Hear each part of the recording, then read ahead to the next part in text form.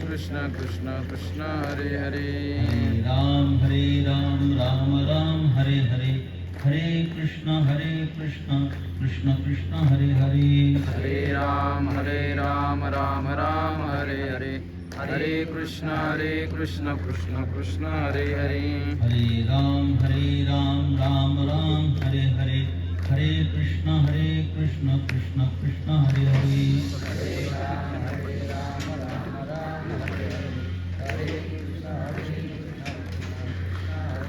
पुंडलीक वरदा हरिविठ्ठल ज्ञानदेव पंढरीनाथ महाराज की जय। माऊली ज्ञानेश्वर महाराज की जय। वक्रतुंड महाकाय सूर्यकोटि समप्रभ निर्विघ्नं कुरु मे देव सर्वकार्येषु सर्वदा। या कुन्देन्दुतुषारहार धवला या शुभ्रवस्त्रावृता या वीणावरदण्डमण्डितकरा या श्वेतपद्मासना या ब्रह्माच्युतशङ्करप्रभृतिभिर्देवैः सदा वन्दिता। सा मां पातु सरस्वती भगवती निःशेषजाड्यापः।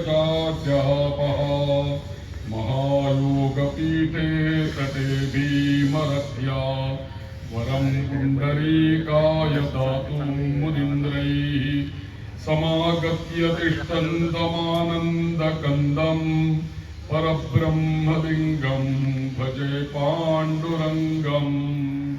पंढरीनाथ महाराज की जय। माऊली ज्ञानेश्वर महाराज की जय। जय श्री राम। जय जय श्री राम।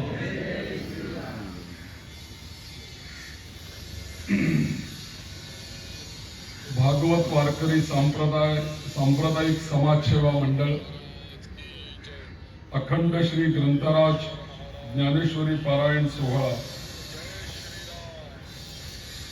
ही समिती आणि या समितीचे सगळे आयोजक कार्यकर्ते अध्यक्ष आणि सगळे पदाधिकारी या सगळ्यांनी यावर्षी पुनश्च एक या ठिकाणी सेवा करण्याची संधी दिली। आणि दुसरी गोष्ट म्हणजे काय, परमपूज्य परमादरणीय वेदमूर्ती श्री दादा यांची पण एक इच्छा काही सुप्त असेल की 2018 सालानंतर पुन्हा एकदा तुमच्या सगळ्यांच्या समोर तुमच्या सगळ्यांच्या मध्ये येण्याची एक भाग्य लाभलं। आणि माऊलींची कृपा तर आहेच आहे। त्यांच्या या ज्ञानेश्वरीच्या या पारायण सोहळ्यामधील हे प्रथम पुष्प आहे आज। मागच्या वेळेला जेव्हा मी इथे येऊन गेलो तेव्हा जास्तीत जास्त 2 दिवस 3 दिवस मी बोलून परत गेलो, पण यावेळेस मात्र असं नाही होते की आजपासून आता 6 दिवस सलग तुमच्या समोर आहे। मग आता 6 दिवस आपल्या समोर बोलायला विषय काय घ्यायचा की जो 6 दिवस आपल्याला मांडता येईल आणि तुम्हालाही ते ऐकल्याचं काहीतरी समाधान लाभेल। म्हणून मी विचार करत होतो तर मला रामरक्षा हा विषय माझ्या डोळ्यासमोर आला। याला 1-2 कारण अशी घडली की आत्ताच तशी मागच्याच वर्षी प्रभू रामचंद्रांची प्रतिष्ठापना झालेली आहे 500 वर्षाच्या संघर्षानंतर, आणि या वर्षी ध्वजारोहण झालेलं आहे। धर्मध्वजा राम मंदिरावर फडकते आहे। या सगळ्याचं निमित्त म्हणून खऱ्या अर्थाने आपलं एक संपूर्ण भारत देशामध्ये प्रभू रामचंद्रांचं एक भव्य दिव्य असं मंदिर अयोध्येला पुनश्च दिमागामध्ये उभं राहून त्या ठिकाणी धर्मध्वजा फडकायला लागलेली आहे। म्हणून रामभक्ती ही घराघरांमध्ये आहेच आणि होतीच पहिल्यापासूनच। पण मग रामभक्ती आमच्यामध्ये होती ती कशा पद्धतीने होती आणि आम्हाला आमच्या आईवडिलांनी आजी आजोबांनी ती कशा पद्धतीने रामभक्ती आमच्यात रुजवली होती तर ती आमच्या घराघरामध्ये पोचलेली भक्ती पोचवली होती आमच्यापर्यंत, ती रामरक्षेने पोचवलेली होती. अगदी पूर्वीच्या काळी, म्हणजे मी लहान असताना मला आठवतंय की कोणाचा जर का घरामध्ये जन्म झाला, कोणी बाळंतीण झाला, घरामध्ये शिशु आहे, तर अशा वेळेला घरातल्या सगळ्या लोकांना 10 दिवस सोयर आहे. मग अशा वेळेला त्या बाळाचं आणि बाळंतिणीचं रक्षण होण्याकरता गावातल्या गुरुजींना बोलवलं जायचं आणि 10 दिवस ते गुरुजी त्या घरी यायचे आणि रोज 3 सांजेच्या वेळेला येऊन येताना घरून भस्म घेऊन यायचे आणि ते भस्म मधलं बोट आणि अंगठा या चिमटीमध्ये धरायचे, रामरक्षा पूर्ण म्हणायचे, रामनामाचा जप करायचे आणि बाळ आणि बाळंतिणीला तो अंगारा देऊन निघून जायचे. असा 10 दिवसाचा कार्यक्रम असेल. असं करणारे गुरुजी पण मी पाहिलेले आहेत आणि असे बोलवणारे यजमान पण बघितले. म्हणजे जन्माला आल्याच्या दिवसापासून किंवा त्या काळापासून आम्हाला रामरक्षा ऐकायला मिळाली.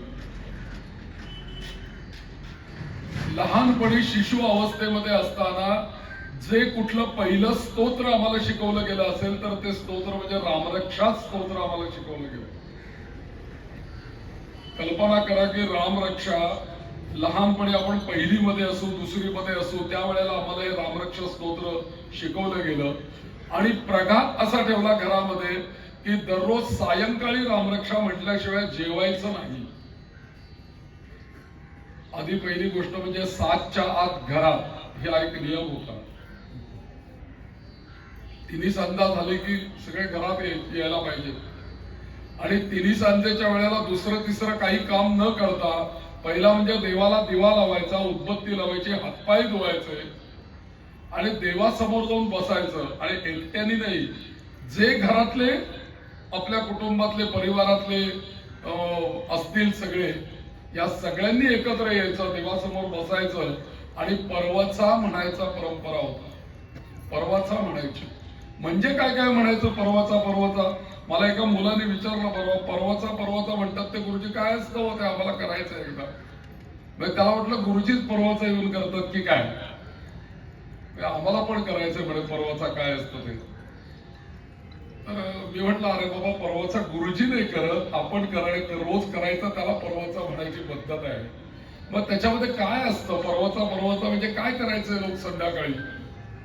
तर पहिल्यांदी संध्याकाळी दिवा लागल्यानंतर पहिलं मुखामध्ये यायचं शुभं करोति कल्याणं आरोग्यं धन संपदा शत्रुबुद्धी विनाशाय दीपज्योतिर्नमोस्तुते.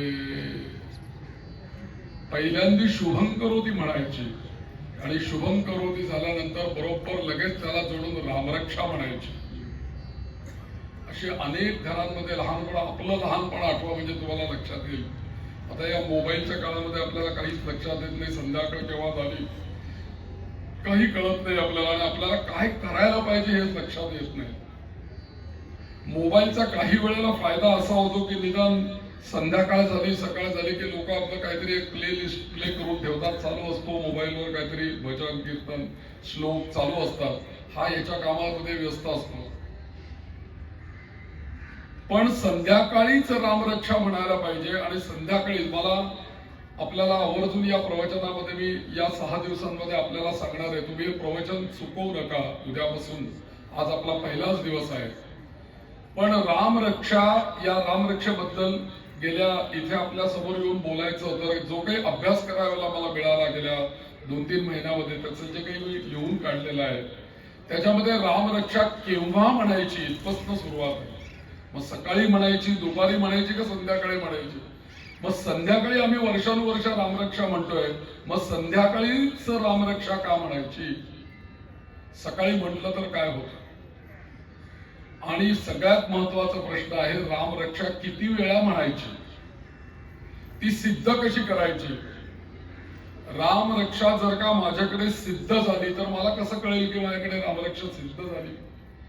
आणि समजा सिद्ध झाली तर त्याचा वापर कसा करायचा, या सगळ्या गोष्टींवर आपण या 6 दिवसामध्ये प्रकाश टाकणार आहोत.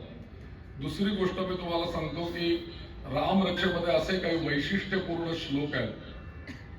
गर्भवती महिलेनी रामरक्षेतले कुठले श्लोक ऐकले पाहिजेत, कुठले श्लोक म्हटले पाहिजेत, आणि लहानपणी कुठला श्लोक म्हटला पाहिजे. मुलांनी आवर्जून सगळी रामरक्षा तर म्हणायचीच, पण त्यातल्या त्यात कोणाला बुद्धी कमी असेल, शिकलेलं लक्षात राहत नसेल, कोणी एखादं मूल एखादं मतिमंद असेल किंवा बाबा त्याला नाही काही, अशा वेळेला रामरक्षेतला कुठला श्लोक त्याला जर का ऐकवला तर त्याच्यामध्ये बदल होऊ शकतो. असे काही श्लोक आहेत. आमच्यावर जर का महासंकट येऊन ठेवलं तर त्या संकटातनं बाहेर काढणारे आम्हाला या रामरक्षेमधले कोणते श्लोक मिळतात, या सगळ्याचा विचार आपण या 5-6 दिवसामध्ये करणार आहे. ज्यांना रामरक्षा पाठ असेल त्यांच्याबद्दल प्रश्नच नाही, पण ज्यांची पाठ नसेल त्यांनी उद्यापासून छोटं पुस्तक घेऊन या रामरक्षेचं. म्हणजे मी जो त्यातल्या प्रत्येक पदाचा अर्थ तुम्हाला सांगणार आहे ते मी इथून म्हणत असताना तुमचं तुम्हाला लक्षात येईल की हे पद इथे आहे आणि याचा अर्थ असा आहे. मुळामध्ये ही रामरक्षा जी आहे, आमच्या समाजामध्ये सगळेजण रामरक्षा असं एक काही स्तोत्र आहे की जे सगळ्यांना येतं आणि सगळ्यांना माहिती आहे. अशी एक आरती पण आहे की जी सगळ्यांना येते आणि सगळ्यांना ती आरती माहिती आहे. अशी एक आरती आहे आणि असं एक स्तोत्र आहे की सगळ्यांना ते येतं आणि सगळ्यांना माहिती आहे. असं स्तोत्र जर का कुठलं असेल तर ते म्हणजे रामरक्षा स्तोत्र. आणि आरती जर का कुठली अशी असेल की जी सगळ्यांना येते ती म्हणजे गणपती बाप्पाची आरती. सुख करता दुःख हरता वार्ता विघ्नाची. आम्हाला आरती येत नसेल तरी आम्ही त्याच्यात सामील होऊन काहीतरी म्हणायला लागतो त्याच्याबरोबर. तसंच रामरक्षा स्तोत्र हे आम्हाला सगळ्यांना माहिती आहे. आम्हाला रामरक्षा आम्ही म्हटलेली आहे, आम्ही रामरक्षा ऐकलेली आहे. पण पण पण ही ऐकत असताना या रामरक्षेमध्ये नक्की काय आलेलं आहे, त्याची रचना कोणी केलेली आहे आणि ती अशीच रचना का केलेली आहे, या सगळ्याचा विचार आपल्याला 6 दिवसामध्ये करायचा. मला लहानपणी कळत नव्हतं, तेव्हापासून मी रामरक्षा घरामध्ये आमच्या म्हणत आलेलो आहे. लहानपणापासून अगदी आपल्या गावाकडे पासून सगळ्या शहरांमध्ये सुद्धा पूर्वीपासून आपल्याकडे कोणी 2 माणसं समोरासमोर आली ना की 2 माणसं एकमेकांना भेटली की म्हणतात रामराम. अशी आपली परंपरा आहे. रामराम पाहुणा, रामराम दादा, रामराम गुरुजी म्हणण्याची पद्धत आहे. ही राम राम अगदी मी मिलिटरीचे काही ऑफिसर्स त्यांच्यामध्ये पण एकदा गेलो होतो. त्यांच्यामध्ये सुद्धा आपल्या वरच्या साहेबाला मिलिटरीतला तो सैनिक म्हणताना तो त्याला म्हणायचा रामराम साहेबजी. त्याच्या वरच्या ह्याला म्हणताना तिथे सुद्धा रामराम हा पुष्कळ ठिकाणी आपल्याला रामराम शब्द ऐकायला मिळतो. पण मग रामराम हा शब्द जर का आमच्या बोली भाषेमध्ये जर का राम राम आलेला आहे शब्द, तर या राम हा शब्द हा रामरक्षेमध्ये किती वेळेला आलेला आहे आणि तो शब्दाचा आम्हाला लाभ काय आहे. आणि जेव्हा आमची काही बिकट परिस्थिती येते त्यावेळेला आवर्जून आम्ही रामरक्षा का म्हणायची आहे किंवा का म्हटली पाहिजे, तर याचा थोडक्यात उत्तर असं आहे.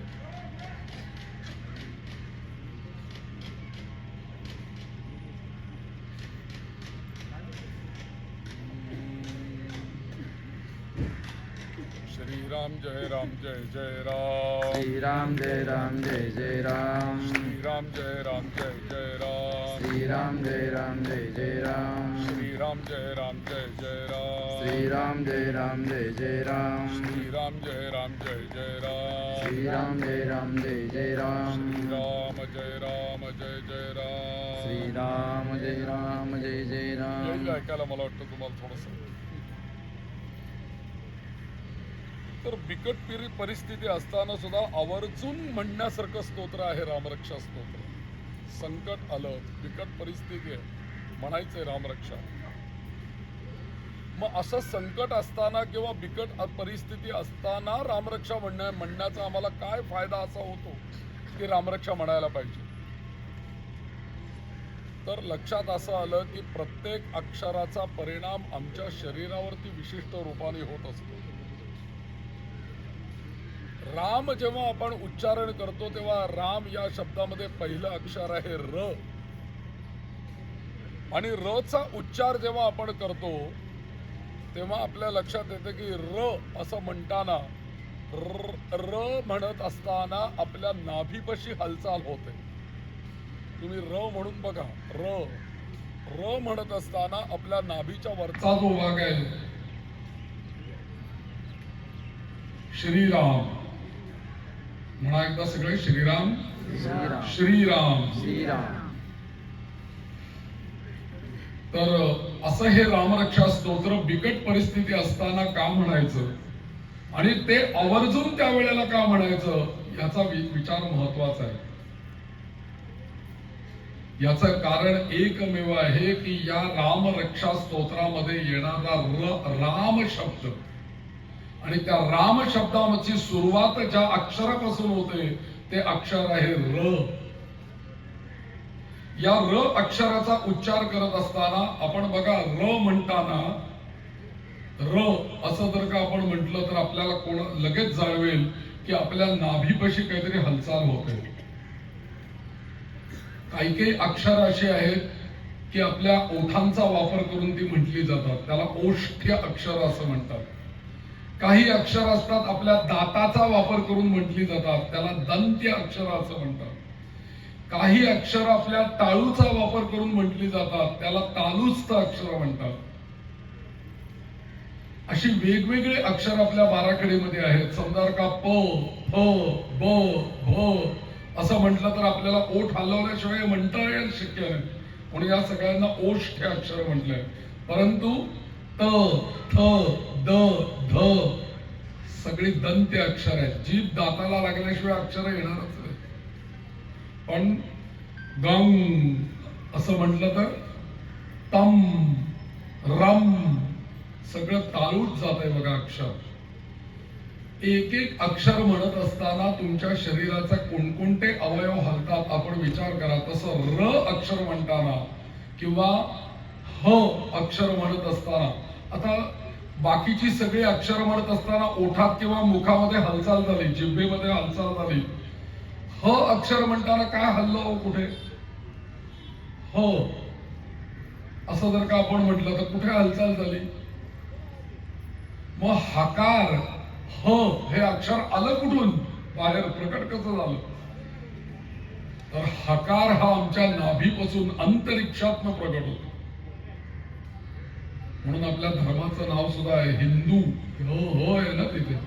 सनातन अनादि अनंत असा आमचा धर्म आहे आणि त्यामुळे त्याचं पहिलं अक्षर सुद्धा ह आहे. म्हणून ह उच्चारताना हे काही लागत नाही, ते आतूनच येते. तसं र अक्षर म्हणत असताना जेव्हा तुम्ही र म्हणता त्यावेळेला र म्हणत असताना तुमच्या नाभीपाशी हालचाल होते. आणि ही नाभीपाशी हालचाल होते. म्हणजे कशी हालचाल होते तर र म्हणत असताना आपला नाभी जवळचा जो भाग आहे तो आत ओढला जातो आणि आपल्याकडनं र चं उच्चारण होतं. आता काही वेळेला असं असतं की काही अक्षर आमच्या टाईपरायटर मध्ये भगवंतांनी दिलेली नसतात. मग अशा वेळेला काय होतं की आपल्या जर का शरीरामध्ये जन्माला येताना जर का आपल्या टाईपरायटर मध्ये हा जो टाईपरायटर दिलेला आहे आपल्याकडे अक्षरांचा तो सगळा या मणक्यामध्ये आहे मागे. आणि जसं आपण ते कॉम्प्युटरला बटन दाबलं की वरती अक्षर उमटतं की नाही टाईप करताना, तसं र अक्षर आर दाबलं की तिथे र उमटतं. तसं इथे दाबल्यानंतर काहीतरी मागे त्या टाईपरायटर मध्ये दाबलं जातं आणि मुखातून ते अक्षर प्रगट होतं. पण काही वेळेला असं असतं की ते अक्षर जर का मागे नसेलच तर पुढे तो किती वेळेला र म्हटलं तरी ते आपल्याला र ऐकायला येत नाही. मग तिथे काय ऐकायला येतं? ल ल ल ऐकायला येतं.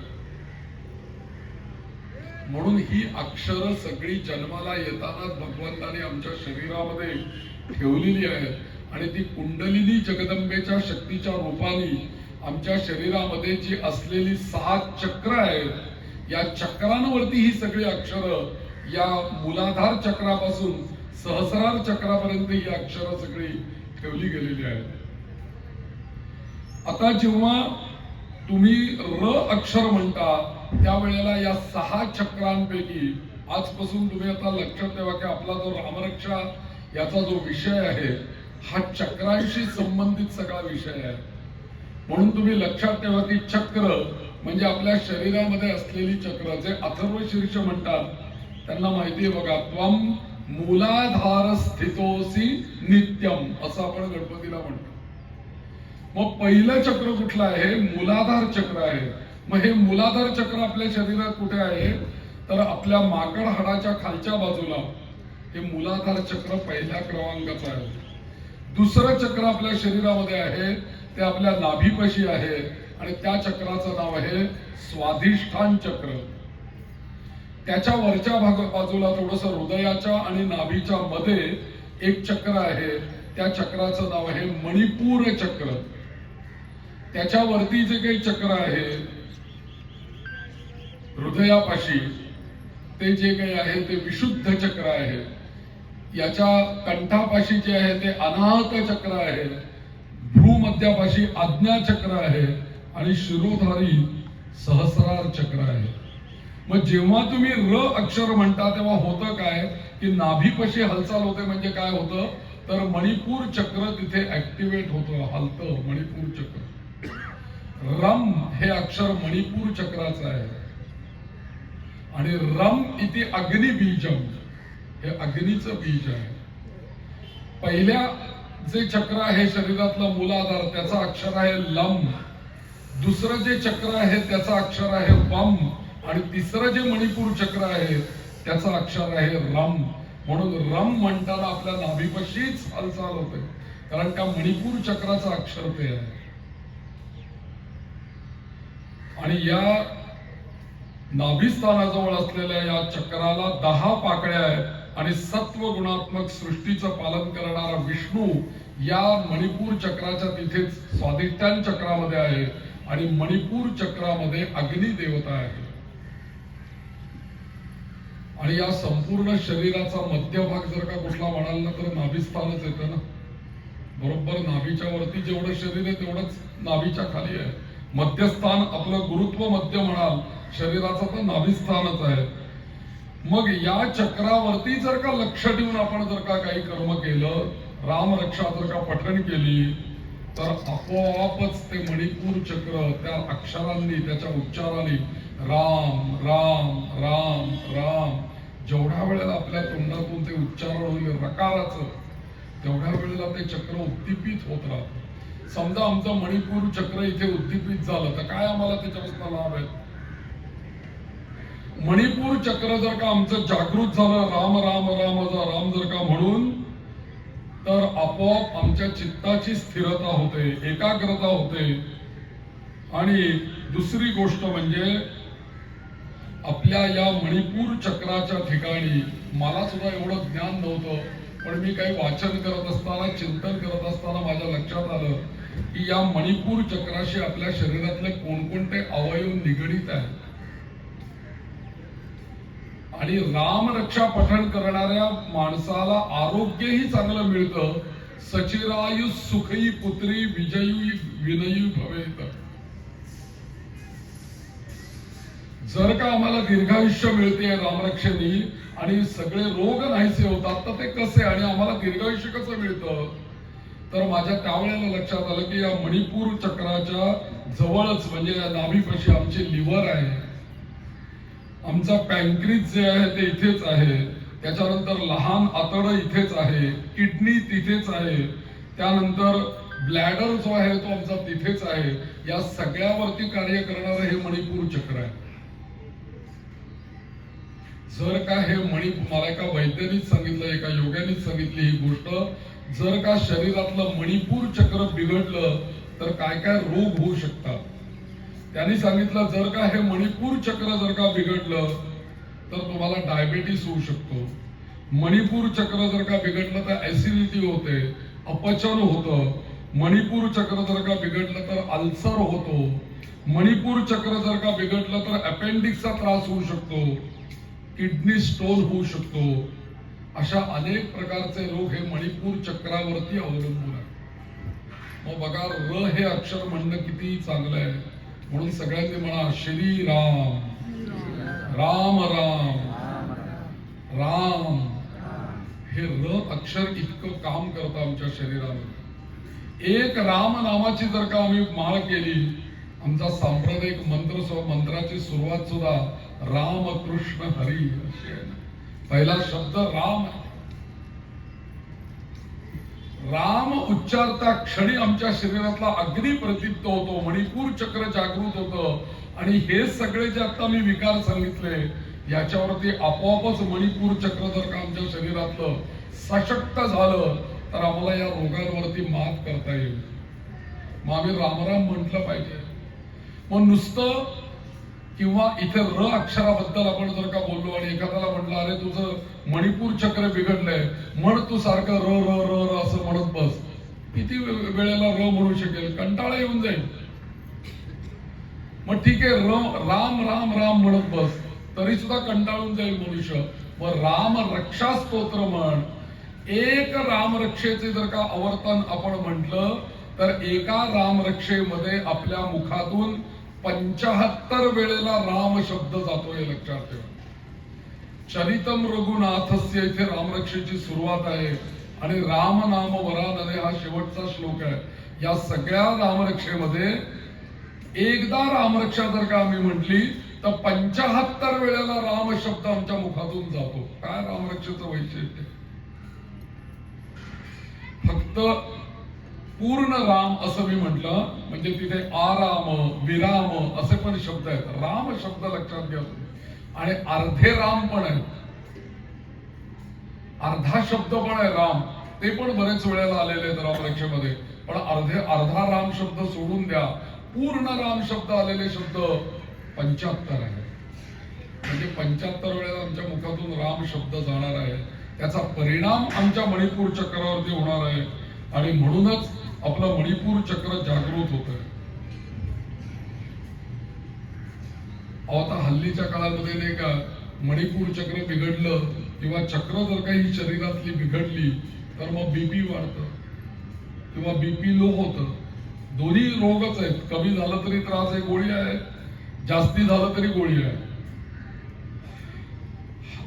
शुगर बरोबर असेल तर ठीक आहे, पण हाय झाली तरी सुद्धा बिघडलं आणि कमी झाली तरी बिघडली. आणि सगळ्यात महत्वाचं म्हणजे ही जर का चक्र बिघडली आमच्या शरीरातली तर आम्हाला डिप्रेशन येतं हल्लीच्या काळामध्ये. काही नाही, ते सध्या डिप्रेशन मध्ये आहेत. म्हणजे ते काहीच करत नाहीत, ते दगडासारखे बसलेले आहेत, काहीच नाही त्यांना. तरुण मुलं डिप्रेशन मध्ये जातात. कॉलेजमध्ये अभ्यासामध्ये काही मागे पुढे झालं. आमचे एक यजमान पुण्यामध्ये, काही नाही, तरुण मुलगा एकदम एक दिवशी घरी आला, तो जो खोलीमध्ये जाऊन बसला, त्याला काहीच करावंसं वाटेना, निष्क्रिय एकदम डिप्रेशन मध्ये गेला. त्याला डॉक्टरांनी तपासल्यानंतर सांगितलं की याला सगळा अभ्यास चांगला करणारा, हुशार मुलगा, दिसायला चांगला असणारा, बोलणारा चांगला, सगळे गुण, पण काहीतरी प्रसंग असा घडला की तो डिप्रेशन मध्ये गेला. हे सगळं असं कशामुळे होतं तर आपली चक्र बिघडली. ही चक्र जागेवर आणायची जर का असतील तर साधे साध्या नामस्मरणाने या गोष्टी घडू शकतात. म्हणून आज आपल्याला ही गोष्ट आपल्या समोर ठेवतो मी की राम हा शब्द उच्चारण्याने आमच्या शरीरामध्ये कितीतरी ऊर्जा निर्माण अशी होते की ती ऊर्जा निर्माण झाल्यामुळे आमच्या शरीरातली चक्र उद्दीपित होतात आणि ती चक्र जर का उद्दीपित झाली तर आम्हाला अनेक रोगांवरती मात करता येते. म्हणून राम नाम हे औषध आहे. तुम्ही बाकी हे सगळं त्याचे कुठले रोग आणि कुठलं चक्र ही वेळ तुम्हाला नाही समजलं, बाजूला ठेव. राम नाम तर समजलं की नाही आपल्याला. राम म्हणण्याने आपल्याला काहीतरी भलं आहे आपलं.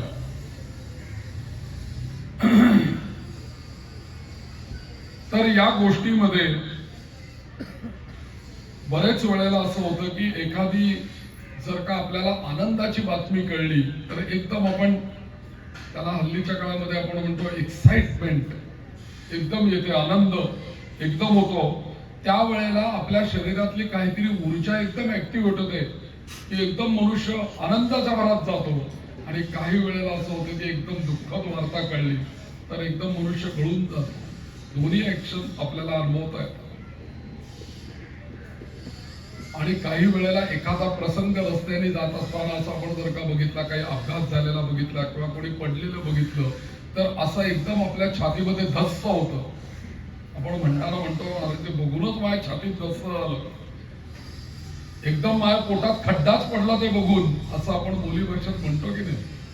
म्हणजे आपल्या शरीरामध्ये काही ना काहीतरी उत्तेजित होतं आणि काही ना काही कुठली तरी गोष्ट आमच्या शरीरामध्ये कोमेजते, पण दोन्ही गोष्टी आहेत आपल्या शरीरात. मग जेव्हा अशी काही रिॲक्शन आमचं शरीर देतं, त्यावेळेला दिलेल्या रिॲक्शनचा परिणाम आमच्या पहिल्यांदा कुठे होतो, तर आमच्या हार्ट बीट्सवर होतो, हृदयाच्या ठोक्यांवरती त्याचा परिणाम होतो. म्हणून ज्या वेळेला खूप मनुष्य आनंदी होतो ना, त्याही वेळेला हृदय धड धड धड धड धड धड करायला, आणि खूप दुःखामध्ये जातो ना, त्याही वेळेला धड धड धड धड हृदयाचे ठोके वाढतात.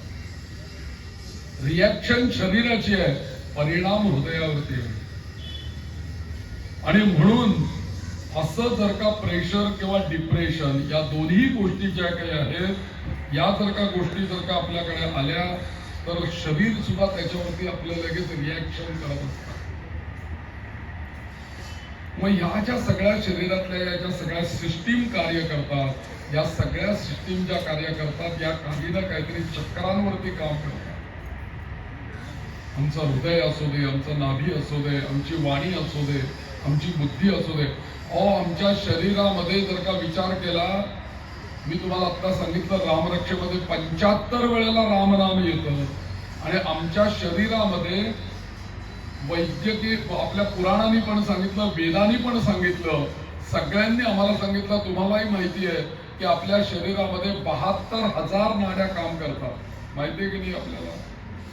आणि या 72,000 नाड्या, त्यापैकी 36,000 नाड्या नाभीपासून डोक्यापर्यंत काम करतात, आणि 36,000 नाड्या नाभीपासून खालच्या शरीरात काम करतात. या सगळ्या 36,000 नाड्यांमध्ये 3 नाड्या अत्यंत महत्वाच्या आहेत. त्या 3 नाड्यांची नाव आहेत इडा, पिंगला आणि सुषुम्ना. या इडा, पिंगला आणि सुषुम्ना आपल्या मस्तकापर्यंत काम करतात. त्यातली सुषुम्ना नाडी इथून मधून जाते, आणि इडा डाव्या बाजूला आहे आणि पिंगला आपल्या उजव्या बाजूला आहे. या 3 नाड्या इथपर्यंत येऊन पोहोचतात. या 3 नाड्या आपल्याला माहिती आहेत, म्हणूनच आपण प्राणायाम करतो. जेव्हा मग रामरक्षाच का, याचं उत्तर हे आहे की या रामरक्षेमध्ये र चा उच्चार वारंवार होतो. राम हा उच्चार, शब्दाचा उच्चार खूप वेळेला होतो, आणि या रामरक्षेची जर का आवर्तन आपण केली, त्याचा जप केला वारंवार, तर त्या र च्या अक्षराचा खूप वेळेला आपल्या मुखातून उच्चारण झाल्यामुळे आपोआप जे शरीरामध्ये कार्य घडायचंय ते घडून जातं. फक्त आपल्याला काम काय करायचंय की लक्ष ठेवून रामरक्षा म्हणायची. मोबाईलवर लावायचे आणि आपण आपल्या कामात बसायचं असं नाही. ठीक आहे, मोबाईलवर लावा रामरक्षा, पण त्याच्याबरोबर आपण रामरक्षा म्हटली पाहिजे. मोबाईलवरची ऐकून आपल्याला र चं फल नाही मिळणार. आपल्याच मुखातून जर का र म्हटलं गेलं तर फल मिळणार.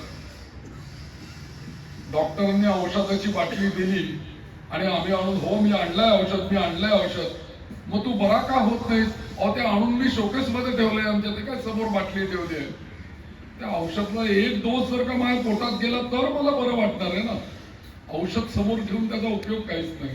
तसं मोबाईलवर आपण किती वेळेला स्तोत्र लावली तर त्याचा आपल्याला तसा उपयोग होणार नाही, पण त्याच्या बरोबर जर का आपण म्हटलं ते स्तोत्र, तर आपल्या शरीरातून त्याचा उच्चार झाल्यामुळे त्याचा परिणाम आमच्या शरीरावरती होईल. आणि अपेक्षित ते आहे की आपल्या मुखातून रामरक्षा म्हटली गेली पाहिजे, आपल्या मुखातून राम नामाचा उच्चारण व्हायला पाहिजे. आणि एकदा रामरक्षा म्हणा, किती वेळ लागेल रामरक्षा म्हणायला?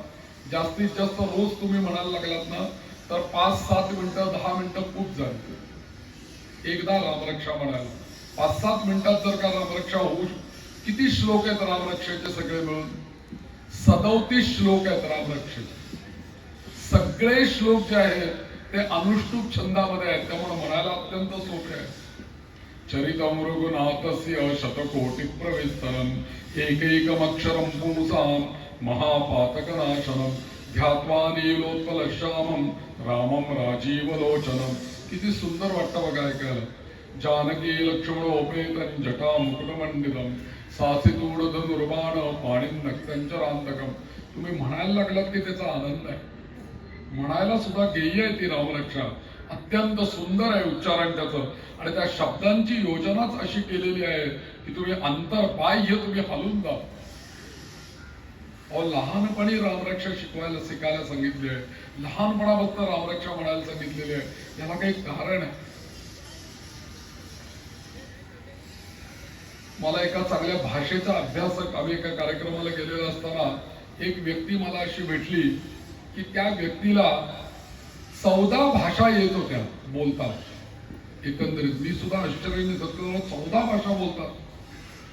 कशा काय बोलत असतील आणि सगळ्या भाषांचं उच्चारण तुम्हाला कळणारच नाही की ही यांची भाषा नाहीये. म्हणजे त्यांना बोलताना पाहून आपल्याला असं वाटेल की यांची खरी भाषा कुठली आहे. इतकं ते चांगलं बोलत होते. मी त्यांना विचारलं की अहो ते तुम्ही कसं काय म्हटलं 14 भाषा बोलू शकतात. त्याचं त्या तमिळ भाषेचं उच्चारण, कानडी भाषेचं उच्चारण, मराठी भाषेतलं उच्चारण, प्रत्येक भाषेचे शब्द वेगवेगळे आहेत, अक्षर वेगवेगळे, ज्याचं उच्चारण तुम्हाला कसं काय करता येतं. तेव्हा ते माझ्याकडे बघून आधी हसले. मला म्हटले गुरुजी तुम्हाला एकच उत्तर देतो. लहानपणापासून म्हटले मी रामरक्षा म्हटलेली आहे म्हणूनच म्हणे मी 14 भाषांवर प्रभुत्व मिळालं. मला सांगा तुम्ही लहानपणी रामरक्षा म्हटल्याचा काय परिणाम आहे की मोठेपणी सगळ्या भाषांवर प्रभुत्वाने भाषा बोलता येते. मग आमच्या आई वडिलांनी, आजी आजोबांनी लहानपणी रामरक्षा म्हणायला सांगितलेलं असताना शिक्षा करून रामरक्षा म्हणायला सांगितलं. नाही बाबा तुला शिक्षा, रामरक्षा नाही म्हणले अंगठे धरून उभा राहा, रामरक्षा म्हण मग जेवायला मिळेल. त्यावेळेस ते नकोसं वाटायचं, काय त्रास आहे असं वाटायचं. पण त्याचा परिणाम मोठेपणी काय दिसतो. म्हणून लहानपणापासून रामरक्षा म्हणायला पाहिजे. आणि आता मोठेपणे रामरक्षा म्हणत असताना आता जाणीवपूर्वक आपण म्हटली पाहिजे. आता मी हे तुम्हाला सगळं त्याच्या मागचं जे रहस्य सांगतोय. मग तुम्ही रामरक्षा म्हणताना काय करा. रामरक्षा म्हणत असताना फक्त आपल्या नाभीवरती लक्ष द्या. आपल्या नाभीवरती लक्ष केंद्रित करा. कारण नाभी हे संपूर्ण आपल्या शरीराचं ब्रह्मांड आहे. लक्षात ठेवा, हे संपूर्ण ब्रह्मांड आहे. बाहेर जे आपण बघतोय ते ब्रह्मांड आहे आणि आमचं शरीर जे आहे ते पिंड आहे. आणि ईश्वराने अशी व्यवस्था केलेली आहे जे पिंडामध्ये आहे ते ब्रह्मांडामध्ये आहे आणि जे ब्रह्मांडामध्ये आहे ते पिंडामध्ये आहे. मग या संपूर्ण ब्रह्मांडाच्या वेदाने सांगितलं की आपण ज्या पृथ्वीवरती राहतो ही पृथ्वी या संपूर्ण ब्रह्मांडाची नाभी आहे म्हणून सांगितलं. ही पृथ्वी माता कशी नाभी आहे. कारण या पृथ्वीच्या वरती 7 लोक आहेत आणि या पृथ्वीच्या खाली 7 लोक आहेत. वरती आहेत 7 लोक. भूहु भुवः स्वहा महा जनः तपः सत्यम. जे पुण्यात्मे सगळे जे दादांसारखे जे पुण्यात्मे जन्माला येतात ना ते सत्य लोकांमधनं, तपोलोकामधनं पृथ्वीवर आपल्या कल्याणाकरता खाली जन्माला येतात ईश्वराच्या आज्ञेने. आपण आपले काय करतो जास्तीत जास्त भूलोकातनं, भुवाहा लोकातनं, जास्तीत जास्त स्वर लोकातनं आपण जन्माला येतो. कारण आपलं पुण्य तेवढंच आहे. पण जे पुण्यवान जीव असतात की जे पृथ्वीवरती आल्यानंतर काही सत्कार्य करतात आणि नव्हे स्वतः पुण्यवान आणि स्वतः तपश्चर्या तर करतात परंतु अनेकांना तपश्चर्या आणि सन्मार्गाला लावतात. अशी लोक ईश्वराच्या इच्छेने सत्य लोकातून, जनो लोकातून, तपो लोकातून पृथ्वी तलावरती येतात आणि सत्कार्य करतात. कारण ते त्याच्या आज्ञेने ते इथे आलेले. कोणीतरी उठून असं काही करायचं म्हटलं तर नाही जमणार. त्याला तेवढी पात्रता लागते. तसं दादांचं उदाहरण हे आहे की दादांनी इथे येऊन एवढं सगळे उभं केलं आणि त्यांच्या आशीर्वादाने आणि त्यांच्या मार्गदर्शनाने हे सगळं चालू आहे आज तक. याला तपश्चर्या आहे खूप मोठी. मी आता त्यांच्या घरीच जाऊन आलो, त्यांच्या घरीच उतरलेलो होतो मी. तर हे सगळं बघितली मी त्यांची ती मंदिरं सगळे आणि त्यांचे त्या गुरूंचं मंदिर, त्यांची समाधी, तिथं असलेल्या श्रीयंत्र, अखंड असलेला दीप, तेवढं तपस्थली आहे ती. ते एक तीर्थक्षेत्र आहे मोठं. अशी मंडळी या सत्यलोकातून, तपोलोकातून, जनुलोकातून या पृथ्वी तलावर येतात. हे 7 लोक या पृथ्वी तलावरती आहेत आणि अतल, तलातल, रसातल, वितल ही जी काही पाताल आहेत ही सगळी खाली आहेत आणि बरोबर मध्यामध्ये ही पृथ्वी आहे. म्हणून या ब्रह्मांडाची ही नाभी आहे. जसं या ब्रह्मांडामध्ये पृथ्वी ही नाभी आहे तसं आमचं शरीर या डोक्यापासून पायापर्यंत हे जर का शरीर बघितलं तर भागवतामध्ये असं सांगितलंय की जसं तिथे 14 भुवन आहेत तसं तुझ्या शरीरातही 14 भुवन आहेत. नाभीच्या वरती 7 लोक, नाभीच्या खाली 7 लोक. आमची नाभी मध्यस्थाने गेली ब्रह्मांडात, या संपूर्ण ब्रह्मांडातलं. म्हणून नाभी हे ब्रह्मस्थान आहे. एखादी वास्तू जेव्हा वास्तुशास्त्राप्रमाणे बांधलं जातं ना घर, त्यावेळेला वास्तुशास्त्रज्ञ असतो तो म्हणतो अरे बाकी सगळं तुझं बरोबर आहे, आग्नेय दिशेला किचन पाहिजे, वायव्य दिशेला हॉल पाहिजे, नैऋत्य दिशेला बेडरूम पाहिजे, पण हे सगळं करता करता ब्रह्मस्थान रिकामं ठेवायला पाहिजे. ईश्वराने आमचं ब्रह्मस्थान रिकामं ठेवलंय की नाही? आणि आम्ही जेव्हा उदरामध्ये होतो मातेच्या तेव्हा आमचं पोषण कुठून झालं? तिथूनच झालं ना, नाभीतूनच झालं ना. म्हणून या नाभीवरती ध्यान करून, नाभीवरती एकाग्र होऊन रामरक्षा म्हटली पाहिजे. आणि नाभीपाशीच मणिपूर चक्र आहे. जे रम रम रम सांगतोय मी, मणिपूर चक्र हे नाभीपाशीच आहे. नाभीपाशी 2 चक्र आहेत, एक स्वाधिष्ठान आणि एक मणिपूर, अशी 2 चक्र नाभीच्या पाशीच आहेत. म्हणून तुम्ही नाभीच्या ठिकाणी या मणिपूर चक्रावरती एकाग्र होऊन जर का तुम्ही रामरक्षा पठण केली, चरितं रघुनाथस्य शतकोटी प्रविस्तरम एकैकमक्षरम मूसा महापातकनाशनम, आपोआपच तिथे आपल्या एकाग्रतेमुळे तिथली चक्र उद्दीपित होतात, तिथे शक्ती केंद्रित होते. आणि एकदा आपल्या नाभीच्याच ठिकाणी हे चक्र जागृत झालं की तिथपासून वरच्या 36,000 नाड्या आणि खालच्या 36,000 नाड्या आपोआप उद्दीपित होतात एका नाभी चक्राच्या जागृतीने. म्हणून रामरक्षा ही आपल्याला म्हणायची आहे, ते आपलं मणिपूर चक्र जागृत करण्याकरता रामरक्षा म्हणायची. म्हणून आता इथून पुढे रामरक्षा म्हणत असताना तुम्ही अशी म्हणा, आपल्या नाभीवरती मणिपूर चक्रामध्ये ध्यान करून म्हणा. आणि बघा तुम्ही काय होतं, एकदाच रामरक्षा म्हणा, तुम्हाला किती आनंद येईल आणि तुम्हाला ऊर्जा येईल. लोकांना आहे ना, काही स्तोत्र पठण केलं, पोथी वाचलेलं की थकून जातात लोक. लगेच घरातले लोक विचारतात, अहो जरा चहा आणू का तुम्हाला, तुम्ही थकला असाल पोथी वाचून, हे करून, जप करून. मग जरा चहा घेतला की हे फ्रेश होतात. मला कळतच नाही की जप केल्याने, पोथी वाचल्याने थकतात.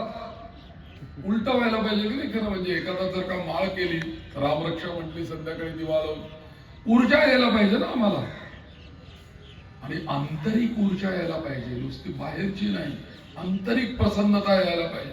त्याच्या वजह मी थकून जात आहे. मग इथे आपलं काहीतरी एक रामरक्षा चुकीची नाहीये. चुकीचं काय होत आहे, आम्ही चुकीची म्हणतोय तेव्हा आम्हाला ते माहित नाही, आमचं लक्ष नाही त्या म्हणण्याकडे. जप चालू असताना मणी पुढे सरकायचे थांबत नाहीत, पण बोलणंही थांबत नाहीये. फोन आला का बघा, दूध उतू चाललंय, हे आहे ना, ते मणी चाललेत पुढे. कोण आलाय बघा तिकडे, लक्ष आहे का? ह्याच्यातच जपाची माळ पुढे पुढे चालली आहे. मग असं जर का आपलं अनुष्ठान असेल तर त्या अनुष्ठानाबद्दल थकवा येईल का ऊर्जा येईल? म्हणून कुठलंही कर्म करत असताना मला तुम्हाला हे सांगायचंय की यांत्रिकपणे कर्म करू नका.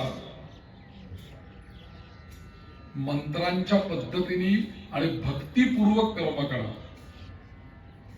भक्ती पण पाहिजे आणि ज्ञान पण पाहिजे, दोन्ही गोष्टी पाहिजे.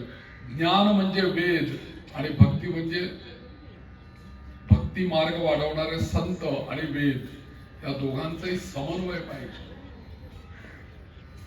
म्हणून ऋषींना वंदन काय आहे, संतांना वंदन काय आहे आणि महंतांना पण वंदन काय आहे, कारण त्या तिघही जण आपल्याला सावरण्याचं काम करतात. ऋषी पण वेद आपल्याला देतात, संत आपल्याला जे वेदांनी सांगितले ते आचरून दाखवतात म्हणून संत आहेत, आणि महंत नुसतं आचरतात स्वतः असं नाही, तर ते आमच्याकडनं आचरवून घेतात, म्हणून महंतही श्रेष्ठ आहे.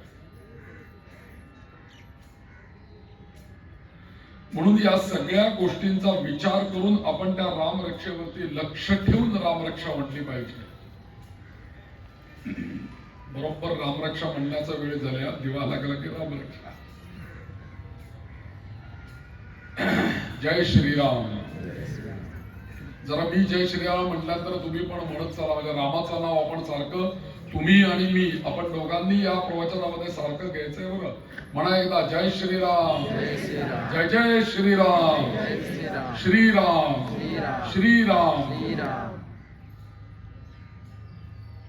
अहो, आमच्याकडे राम नामाला किती महत्व आहे. जन्माला आलेल्या मुलाचं मी तुम्हाला सांगितलं की त्या बाळंतिणीला आणि बाळाला अंगारा देण्याकरता गुरुजी येतात, अंगारा मंत्रवतात आणि अंगारा लावतात रामरक्षा म्हणून. म्हणजे आम्ही जन्माला आलो तेव्हा रामरक्षा केली. बरं ठीक आहे, आता आमचा हा देह सोडला आम्ही आणि वैकुंठामध्ये निघालो. आमचा देह उचलून जेव्हा वैकुंठात जातो तेव्हा लोक काय म्हणतात, हो कोणाचं नाव घेतात? रामांचंच नाव घेतात ना. मला आतापर्यंत कुठल्या दुसऱ्या देवाचं नाव घेणारा मनुष्य कुठेही मला बघायला ऐकायला मिळाला नाही. आणि त्यावेळेस मात्र सत्य आहे. म्हणजे बघा, राम नामाचा किती जन्माला पण संबंध आहे, जन्माच्या वेळेला पण, आणि गेल्यानंतर सुद्धा रामनाम आहे. त्याही वेळेला सगळेजण जे बाकीचे रामनाम घेत असतात त्यावेळेला त्यांच्याही मनावरचा ताण हलका करण्याचं काम हेच रामनाम करतं. आणि लहानपणी जन्माला आलेल्या बाळाला आणि बाळंतिणीला दृष्ट कोणाची लागू नये, नजर कोणाची लागू नये, आणि त्या बाळाला कोणताही रोगराई काही लागू नये म्हणूनही रामनाम काम करतं लहानपणी. तीच रामरक्षा काम करते. म्हणून राम राम हा शब्द महत्वाचा आहे. म्हणून आपण फोन सुद्धा घेतो की नाही, त्यावेळेला फोनवर आता हल्ली बरेच लोकांनी बदल केलेला आहे, पण अजून हॅलो म्हणणारे खूप लोक आहेत. त्याच्याऐवजी हॅलो म्हणण्याच्या ऐवजी फोन उचलला ना की श्रीराम म्हणा, श्री हरी म्हणा, हरी हरी म्हणा, रामकृष्ण हरी म्हणा, हरिओम म्हणा. तेवढंच भगवंताचं नाव मुखातून येते. किती फोन होतात आपले दिवसभरात, कल्पना करा. आणि समजा जर का कधी कधी आपण रेंज मध्ये नसलो तर आपल्या समजा का आपण कल्पना करा की आपण श्रीराम श्रीराम म्हणतोय हॅलोच्या ऐवजी, आणि तो तिकडनं बोलतोय, आपला फोन त्याला कनेक्ट होत नाहीये, रेंज मध्ये नाहीये, तर आपल्या तोंडात श्रीराम श्रीराम श्रीराम श्रीराम म्हणतच राहतो. म्हणजे तो फोन कनेक्ट होऊस तर तेवढ्या वेळेला नामच फरक. आणि मग तो फोन कनेक्ट झाला की श्रीराम, मग तो म्हणतो मला ऐकायला येतंय, बोला आता, मग बोलायला सुरुवात. त्यांनीही ऐकलं श्रीराम, त्याला ऐकायला आलं, इकडनं राम झालं, तिकडनं राम झालं, त्यालाही पुण्य, आपल्यालाही पुण्य. राम राम. कल्पना करा की हे राम नाम असं आपल्या बोली भाषेमध्ये प्रत्येक याच्यामध्ये ते मुरलं पाहिजे. आणि ते कसं येईल तर संध्याकाळच्या वेळेला आपण जर का रामरक्षा पठण केली रोज, तर आपोआप रोमारोमामध्ये ते रामनाम आपोआप भिनून जाईल. ते वेगळं उच्चाराची गरजच नाही, ते आपोआपच होईल.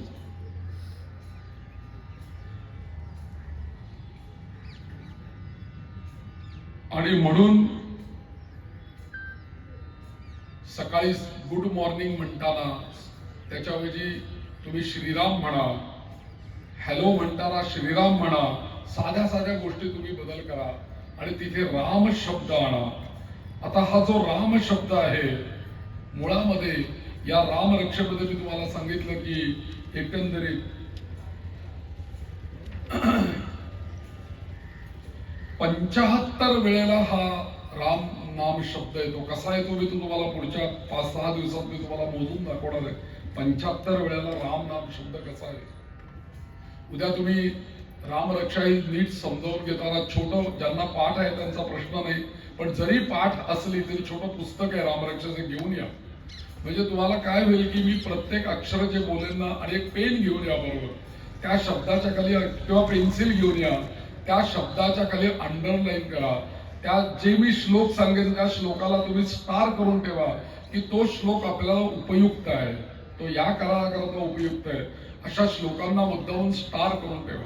म्हणजे आपल्याला पर्टिक्युलर तेवढंच जर का काम असेल तर तेवढाच श्लोक आपण जप करू शकतो. समजा मी आजारी पडलोय, मला ताप आलाय, माझं डोकं खूप दुखतंय, अशा वेळेला मी या रामरक्षातला कोणता श्लोक म्हटला पाहिजे, मी तुम्हाला ते बोलत असताना सांगेन. तुम्ही तिथे स्टार करून घ्या त्या श्लोकासमोर आणि बारीक अक्षरात लिहून घ्या, डोके थांबण्यासाठी. म्हणजे तुम्हाला ते उपयुक्त राहील. सगळं बोललेलं लक्षात राहणार नाही, पण उद्यापासून तुम्ही तसं काम करा. म्हणजे मग बरोबर आपल्याला, तुम्हाला, मला पण बोलण्याचं आणि तुम्हाला सांगितल्याचा मला आनंद होईल आणि तुम्ही ते तुमच्या जीवनामध्ये वापरून इतरांपर्यंत ते लवकर पोहोचेल. तर मला काय म्हणायचंय की या राम नामाच्या बाबतीत भगवान शिवशंकर सुद्धा असं म्हणतात, उमे सुमिखे ऐक महाजप मम हा राम राम विष्णू सहस्रनामा सम महामंत्र राम राम. शंकर सुद्धा पार्वतीला सांगतायत की अगं उमे सुमुखे एक ऐक, महाजप तुला सांगतो मी असा, जो मी करतो स्वतः तो महाजप असा आहे. मम हा राम राम, राम राम नामाचा जप मी करतो, राम राम मी म्हणतो. कारण का सहस्रनाम तत्तुल्यम राम नाम वरानने. 1000 विष्णूंची सहस्रनाम, 1000 विष्णूंची नावं एका पारड्यामध्ये टाकली तराजूच्या आणि दुसऱ्या पारड्यामध्ये फक्त रामनाम ठेवलं की बरोबर त्याचं वजन एकरूप होऊन जात आहे. म्हणजे बघा, इकडे 1000 नावं टाकली आहेत आणि या 1000 नावांना तुलना फक्त एकाच नावाची. एक राम नाम जर का या पारड्यामध्ये ठेवलं तर एक राम नाम विष्णूंच्या 1000 नावांचे इतकं श्रेष्ठ नाम आहे. असं कोणीतरी सांगत नाहीये, शिव सांगतायत, महादेव आपल्या पत्नीला पार्वतीला सांगतायत, सहस्रनाम तत्तुल्यम राम नाम वरानने. आणि म्हणून या रामरक्षाला एक वेगळं महत्व आहे. एक या रामरक्षेची उत्पत्ती कशी झाली आहे पण बघूया. आजचं प्रवचन 6:15 वाजता मी संपवणार आहे. उद्या मात्र आपण वेळेवर, उद्यापासून आता 6 दिवस मी इथेच आहे, जी काही वेळ असेल त्या वेळेला आपण बरोबर सुरुवात करू. म्हणजे विषय हळूहळू, आणि उद्या बरोबर आपण बोलायला सुरुवात करणार आहोत. अस्य श्री रामरक्षा स्तोत्र मंत्रस्य, तिथपासून आपण मी बोलायला सुरुवात करणार. मग ही रामरक्षा जी स्तोत्र आहे याची उत्पत्ती कशी झाली याच्याबद्दल एक गोष्ट सांगतो. एकदा पार्वती आणि शंकर असे बसलेले होते कैलासावरती गप्पा मारत, आणि पार्वतीने शंकरांना विचारलं की हे विष्णू सहस्रनाम जे आहे ते विष्णू सहस्रनामामध्ये भगवान विष्णूंची 1000 नावं आहेत, 108 श्लोक आहेत आणि हे संस्कृत आहेत, त्याचं उच्चारण आणि ते म्हणायला वेळ पण लागतो. पार्वती असं म्हणते आहे की मला पुढे असा काळ दिसतोय की पुढे माणसाला एवढं मोठं विष्णू सहस्रनाम म्हणायला वेळ मिळेल की नाही माहित नाही, किंवा त्या विष्णू सहस्रनाम संस्कृत असल्यामुळे त्याचं उच्चारण करायला जमेल की नाही माहित नाही. पण असं काहीतरी मला तुम्ही सांगा की जसं विष्णूंचं स्तोत्र 1000 नावांचं आहे विष्णू सहस्रनाम, तसं एखादं काही स्तोत्र, एखादं काही नाम असं नाही का की जे श्रेष्ठ आहे, की जे लोकांना सहज घेता येईल, असं काहीतरी सांगा ना, सहज सोपं काही सांगा. तेव्हा भगवान शिवशंकर या माता पार्वतीला सांगायला लागले आणि या माता पार्वतीला शंकरांनी जे महात्म्य सांगितलं ते महात्म्य म्हणजे हे रामरक्षेचं महात्म्य.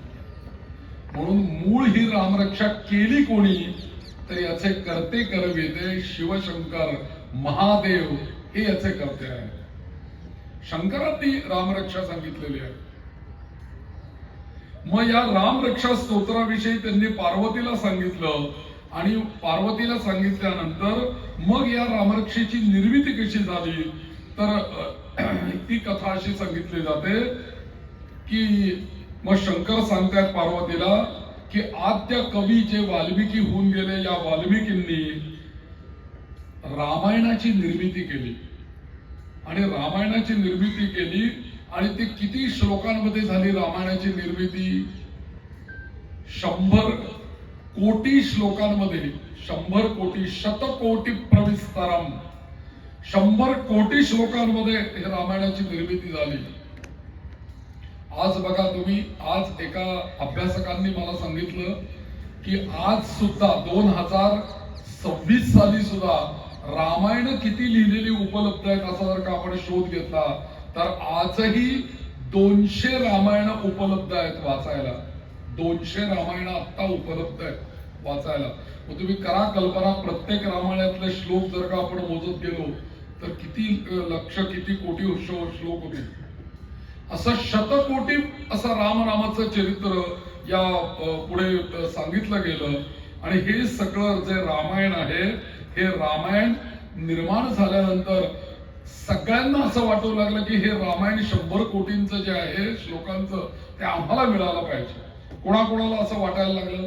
सगळ्या देवांना वाटायला लागलं आम्हाला ते पाहिजे, मानवांना सगळ्या वाटायला लागलं की आम्हाला ते पाहिजे, दानवांना असं वाटायला लागलं की आम्हाला ते पाहिजे. आणि सगळ्यांना आता निर्णय देणार कोण? कोणी कोणाकडे ठेवायचं? निर्णय कोण? देवांना द्यायचं, मानवांना द्यायचं का दानवांना द्यायचं? कोणाला द्यायचं हे चरित्र? सगळे जण उठले आणि कैलासावरती गेले शंकरांकडे आणि शंकरांना म्हटले की देवा तुम्हीच काहीतरी करा आणि हे राम नाम जे काही आहे, रामाचं जे चरित्र आहे, 100 कोटी श्लोक असलेले चरित्र, हे तुम्ही आमच्या तिघांमध्ये डिवाइड करा, वाटून टाका. आम्हाला किंवा एकाकडे कोणाला तरी द्या, असं काहीतरी करा आणि हे आम्हाला द्या. देवही मागतायत, दानवही मागतायत आणि मानवही मागतायत. आणि मग ह्यांच्यात वादंग नको म्हणून शंकरांनी ध्यानस्थ होते, त्यांनी विचार केला, सगळे श्लोक आठवले 100 कोटी आणि यांच्या समोर प्रगट झाले. आणि कोणाचाही ती वाद नको, मी सगळ्यांना सारखं देणार आहे म्हणून ते 100 कोटी श्लोक त्यांनी सगळ्यांच्या मध्ये समान वाटले. आता 100 कोटी भागिले 3 कसं गणित पडलं असेल बघा. शेवटी भागाकार होत होत होत होत होत होत समान वाटणी झाली पाहिजे, समान वाटणी झाली पाहिजे. सगळ्यात शेवटी 100 शिल्लकच राहिले. आता त्याचं काय करायचं? आणि मग 100 ते ही समसंख्या आहे. मग यांनी विचार केला की ठीक आहे, काही हरकत नाही, आपण तेही वाटून टाकू. म्हणून ते 100 श्लोकही त्यांनी वाटून टाकले. आणि 100 श्लोक वाटून टाकल्यानंतर, तिघांना वाटल्यानंतर त्यातला एक श्लोक शिल्लक राहिला.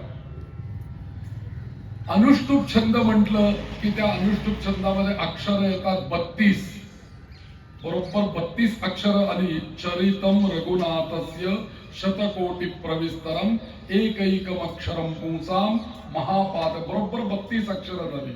अशी 32 अक्षरांचा एक श्लोक शिल्लक राहिला. शंकरांनी केलं काय? 2 अक्षर बाजूला ठेवली, राहिली 30, 10 देऊन टाकली. देव, दानव आणि मानव, 2 अक्षर शिल्लक राहिली त्यातली.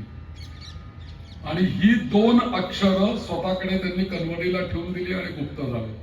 बाकीच्या सगळ्यांनी हे रामायण घेतलं, बाजूला झाले. पण या सगळ्यांमध्ये देव, दानव आणि मानव या तिघांमध्ये, मानवांमध्ये एक ऋषी तिथे बसलेले होते. आणि त्यांच्या लक्षात ही गोष्ट आली की 2 अक्षरांचं काय झालं. आणि शंकरांनी मगाशी आम्हाला वाटताना कनवटीला जी 2 अक्षरं लावली ती कुठली आणि ते काय घेऊन गेले. बाकीच्यांच्या कोणाच्या लक्षात आलं नाही, आपल्याला मिळालं म्हणून ते घेऊन निघून जाण्याच्या बेतात सगळे निघून गेले.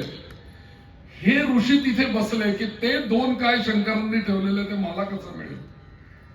म्हणून शंकर जरी ध्यानस्थ बसले तरी हे ऋषी त्यांच्या समोर बसून राहिले. आणि हे ऋषी त्यांच्या समोर बसून राहिले. आणि ते ऋषी दुसरे तिसरे कुठले हे नसून ते त्या ऋषींचं नाव होतं बुध कौशिक ऋषी असं नाव होतं. आणि या बुध कौशिक ऋषींनीच ही रामरक्षा आपल्याला सांगितलेली आहे. आणि ही बुध कौशिक ऋषींची प्रचंड रामांवरती श्रद्धा होती आणि त्यांनी असं ठरवलं की ही 2 अक्षरं मला मिळाली पाहिजेत, तर माझं तर कल्याण होईलच, पण माझ्या माध्यमातून, कारण हे ऋषी कोण होते? मानव होते, सगळ्या मानव जातीचं कल्याण होईल असं त्यांनी उद्दिष्ट ठेवलं.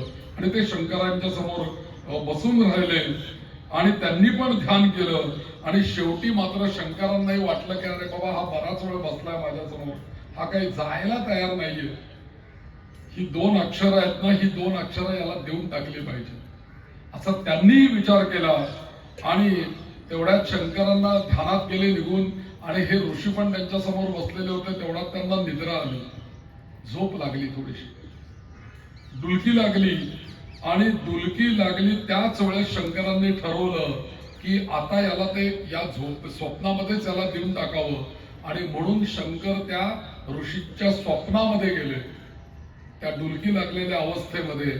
आणि त्या स्वप्नामध्ये जाऊन शंकरांनी ध्यानातून त्यांच्या स्वप्नामध्ये गेले आणि त्या स्वप्नामध्ये जाऊन रामरक्षा त्या ऋषींना सांगितली. म्हणून या रामरक्षेमध्ये एक श्लोक असा येतो, आदिष्टवान यथा स्वप्ने रामरक्षामिमां हरः तथा लिखितवान प्रातः प्रबुद्धो बुध कौशिकः. स्वप्नामध्ये शंकरांच्याकडनं ऐकलेली रामरक्षा दुसऱ्या दिवशी सकाळी भुर्ज पत्रावरती या ऋषींनी लिहिली आणि सगळ्यांना ती दिली, असा उल्लेखच मुळात रामरक्षेमध्ये आलेला आहे. म्हणून ही रामरक्षेचे कर्ते करविते भगवान शिवशंकर आहेत. आणि त्यांनी स्वप्नामध्ये ही रामरक्षा दिली. आता बुधकौशिक ऋषींना ही रामरक्षा मिळाली. त्यांनी जागा झाल्यानंतर ही सगळ्यांना दिली. आणि हे जे बीज होतं या शंकरांच्या मुखामध्ये, हे बीज कुठलं होतं? तर हे बीज होतं शतकोटींचे बीज वाचे उच्चारी रघुकुलतील कदा राम दासा अंतरी. शंकरांची आरती आठवा.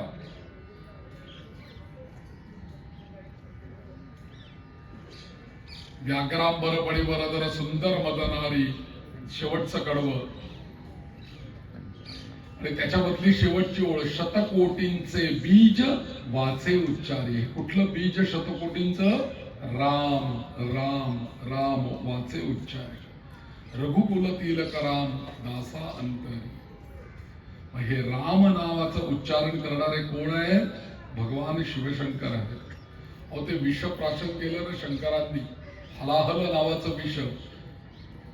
देवी दैती सागर मंथन पै केले, त्या माझी अवचित हळहळचे उठेले, ते त्वा असुरपणे प्राशन केले, नीलकंठ नाम प्रसिद्ध झाले. मग हे जे हलाहल विष आहे, त्यांनी प्राशन केल्यानंतर ते खाली, कंठाच्या खाली पण गेलं नाही, मुखातही राहिलं नाही. नंतर शंकरांना विचारले की का हो, हे तुम्ही विष प्राशन केलं, मग ते पोटात का नाही गेलं तुमच्या? आणि पोटात तोंडातही का नाही राहिलं, ते इथंच का राहिलं? तेव्हा शंकरांनी उत्तर दिलं की माझ्या मुखामध्ये सतत राम नाम असल्यामुळे ते इथं राहिलंच नाही विष. आणि ज्या रामाचं नाम मी घेतो, त्या रामाचं ध्यान मी माझ्या हृदयामध्ये करतो, त्यामुळे मेरे हृदय में भी राम और मुख में भी राम. आणि म्हणून जिथे राम नाही तिथे फक्त विष राहिलं. म्हणून विषे कंठ काळा त्रिनेत्री ज्वाला, कंठ निळा झाला, नीलकंठ नाम प्रसिद्ध झाले. म्हणून बाकी सगळे कर्पूर गौर पांढरे शुभ्र असणारे शंकर हे केवळ विषप्राशन केलं निळ्या रंगाचं, आणि ते त्यांनी कंठामध्ये ठेवलं, त्यामुळे कंठ फक्त निळा झाला, बाकी सगळे शंकर पांढरे शुभ्रच राहिले. आणि का त्यांच्या मुखामध्ये ते विष नाही राहिलं? तर राम नाव शतकोटींचे बीज वाचे उच्चारी. म्हणून हे 100 कोटींचं चरित्र रामांचं. आणि तुम्हाला माहिती आहे की राम हे सुद्धा शिव उपासक आहेत. रामेश्वरम सेतू जिकडे आहे, राम सेतू, रामेश्वर आपल्या 12 ज्योतिर्लिंगातलं, त्या रामेश्वरांची स्थापना कोणी केली अशी? रामांनीच तर केलेली आहे. म्हणून रामही शिव उपासक आहेत आणि शिवही रामांचं नाव घेतात.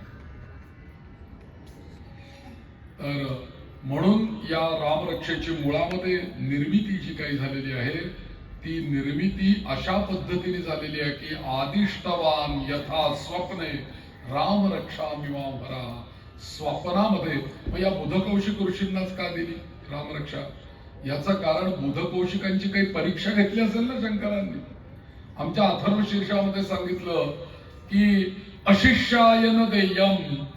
जर का अशिष्य असेल, शिष्य जर का अशिष्य असेल तर त्याला न देयम, त्याला काही देऊ नका, पण योग्य शिष्य जर का असेल तरच द्या. इतकं रामनामासारखं श्रेष्ठ रामरक्षेसारखं स्तोत्र ज्याला प्राप्त झालं या मानवांमध्ये ते काहीतरी अधिकारी असतील ना बुधकौशिक ऋषी. त्यांची काहीतरी योग्यता असेल की नाही? काहीतरी त्यांची योग्यता होती. म्हणून हे असं उत्कृष्ट आणि अत्यंत पॉवरफुल ऊर्जेने भरलेलं असं रामरक्षा नावाचं स्तोत्र स्वप्नामध्ये का वेदा यांना मिळालं? स्वप्नामध्ये देवाचं दर्शन होणं, स्वप्नामध्ये गुरूंचं दर्शन होणं, स्वप्नामध्ये सुवास येणं, अशा याला शुभलक्षण मानलेलं आहे. आपल्या स्वप्नामध्ये देव येणं किंवा गुरु येणं हे आपली इच्छा नाहीये, ती त्यांची इच्छा आहे.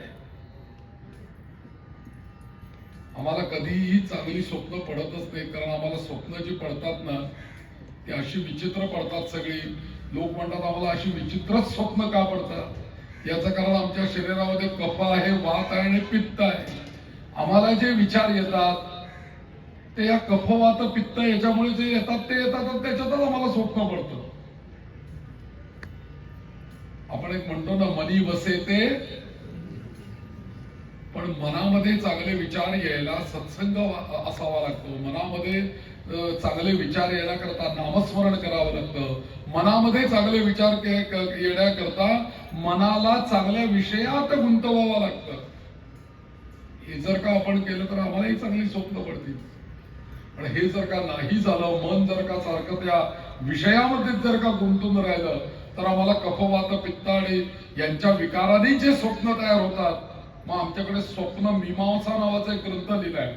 त्याच्यामध्ये लिहिलंय की अमुक एक प्रकारचं जर का स्वप्न पडलं की समजा जर का असं तुम्हाला स्वप्न पडलं की कोणीतरी तुम्हाला पकडलंय आणि जोरदार तुम्हाला ठोकताय धरून, असं तुम्हाला स्वप्न पडलं.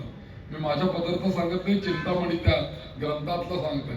तुम्हाला जर का चांगलं चोप देतोय असं जर का तुम्हाला स्वप्न पडलं तर लक्षात ठेवावं, ते स्वप्न पहाटेच्या वेळेला जर का पडलं, मध्यरात्री पडलं किंवा रात्रीच्या सुरुवातीला जर का पडलं तर ते स्वप्न ग्रंथ असं सांगतो की जर का ते रात्रीच्या पहिल्या प्रहरामध्ये पडलं म्हणजे 9 ते 12 या टायमिंग मध्ये, तर ते स्वप्न कमीत कमी 1 वर्ष ते 1.5 वर्षांनी सत्य होईल.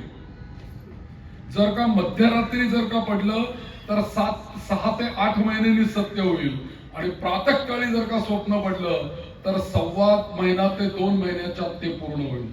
मग आता या स्वप्नाचा अर्थ काय लावायचा? कोणीतरी आम्हाला टोकतोय धरून, तर त्याचा अर्थ त्यांनी असा लावायला सांगितला की तुम्हाला काही ना काहीतरी प्रबळ विकार होणार आहे, आजारी पडणार आहात तुम्ही, शारीरिक व्याधी होणार आहे आणि त्या इतक्या मार्जिननी होणार आहे तुम्ही लक्षात घ्या, असं त्या स्वप्न चिंतामणी ग्रंथात लिहिलंय.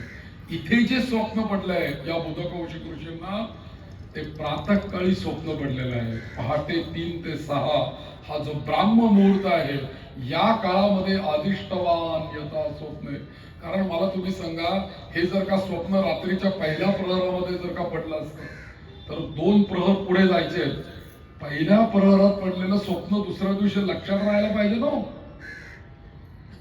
आदिष्टवान यथा स्वप्ने दुसऱ्याला सांगायला तर आठवलं पाहिजे ना. मध्ये झोप होणार आहे परत 2 प्रहर, म्हणून पहिल्या प्रहरामध्ये स्वप्न पडलं पहाटे 3 ते 6 या वेळामध्ये. आणि जे शंकरांनी त्यांना या स्वप्नामध्ये दाखवून दिलं ते लगेच्या लगेच जाग आल्याबरोबर त्यांनी लिहून काढलं. म्हणजे ही सगळी क्रिया पहाटेच्या ब्राह्म मुहूर्तावरती रामरक्षेचं प्रकटन या पृथ्वी तलावरती शंकरांच्याकडून या बुधकौशिक नावाच्या ऋषींच्या माध्यमातून झालेलं आहे. म्हणून आपण हे लक्षात घ्यायला पाहिजे की हे रामरक्षा आणि जे प्रातःकाळी मिळतं ना ते भगवंताचं असतं. जे ब्राह्म मुहूर्तावर मिळतं ना ते शाश्वत असतं. त्या स्वप्न चिंतामणीमध्ये हेच लिहिलेलं आहे की जी स्वप्न तुम्हाला पहाटे पडतात ना ती आध्यात्मिक असतात आणि जी स्वप्न तुम्हाला पहिल्या प्रहरात पडतात ना ती तमोगुणी स्वप्न असतात. जी मध्य प्रहरामध्ये तुम्हाला स्वप्न पडतात ती रजोगुणी असतात आणि पहाटे 3 ते 6 या काळामध्ये जर का स्वप्न पडली तर ती सत्वगुणी असतात. म्हणून हे सत्वगुणी स्वप्न यांना पडलं. आदिष्टवान यथा स्वप्ने. आणि म्हणून या सगळ्याचा विचार आपल्याला उद्यापासून करायचा आहे. उद्यापासून रामरक्षा या विषयावरती आपण 6 दिवस चर्चा करणार आहोत. चुकू नये असे काही असं मी सगळ्यांना म्हणेन. रोज आपल्याला रामरक्षा म्हणायची आहे आणि रामरक्षा का म्हणायची आहे हे पण आपल्याला ऐकायचं आहे. र हा अक्षराविषयी आपल्याला अजून उद्या विज्ञानातनं विचार करायचा आहे. तर मी असं म्हणेन उद्यापासून चुकवू नका. वेळेवर सगळ्यांनी या. येताना 2-2, 4-4 लोकांना घेऊन या. म्हणजे रामरक्षा म्हणण्याचं महत्वही आपल्याला कळेल आणि लोकांपर्यंत रामरक्षेची उपासना घरोघरी सुरू होईल. या प्रवचनाचं फल काय आहे तर रोज रामरक्षा आपल्याला म्हणण्याची इच्छा व्हायला पाहिजे. तर झालेलं आजचा जे काही प्रवचनातलं पहिलं पुष्प आहे ते माऊलींच्या चरणी मी अर्पण करतोय. 2-13 वेळेला रामनाम म्हणूया आपण आणि आजचं प्रवचन संपवूया.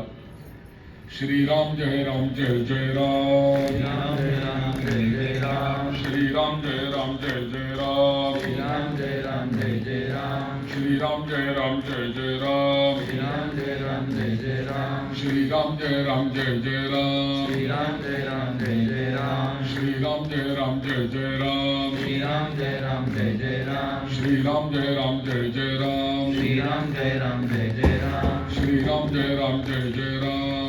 राम जय राम जय जय राम. श्रीराम जय राम जय जय राम.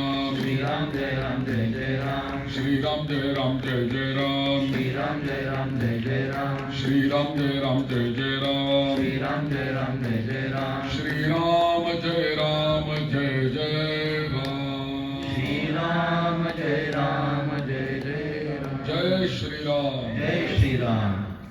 आजच्या या सायंकाळच्या सत्रामध्ये ज्यांनी रामरक्षा या स्तोत्रावर अत्यंत अभ्यासपूर्ण असा विचार आपणापर्यंत आणला ते पुण्यातील एक विद्वरत्न वेदमूर्ती मंदार शास्त्री खळदकर आपल्यामध्ये 6 दिवस राहणार आहेत आणि रामरक्षा या मानवी जीवनाच्या उन्नयनाच्या भूमिका स्पष्ट करणारं स्तोत्र आपल्यापर्यंत सांगणार आहे. सर्वांना विनंती आहे की मोठ्या संख्येनं या प्रवचनाच्या सत्रात उपस्थित राहावं. ज्या लोकांना विशेषतः माता भगिनींना बसण्याचा त्रास आहे त्यांच्यासाठी खुर्ची उपलब्ध आहे. फक्त ज्यांना पायाचा गुडघ्याचा त्रास असेल त्यांनीच खुर्चीचा अवलंब करावा. आज प्रवचनानंतर या ठिकाणी सामुदायिक हरिपाठ होईल आणि आज रात्र 9 ते 11 महाराष्ट्रातील एक युवा कीर्तनकार हरिभक्तीपरायण श्री विक्रांत महाराज कोंडेकर यांचं हरिकीर्तन होईल. सर्वांनी मोठ्या संख्येनं या प्रत्येक सत्रामध्ये उपस्थित राहून भक्तिसुखाचा आनंद लुटावा. उठायला हरकत नाही.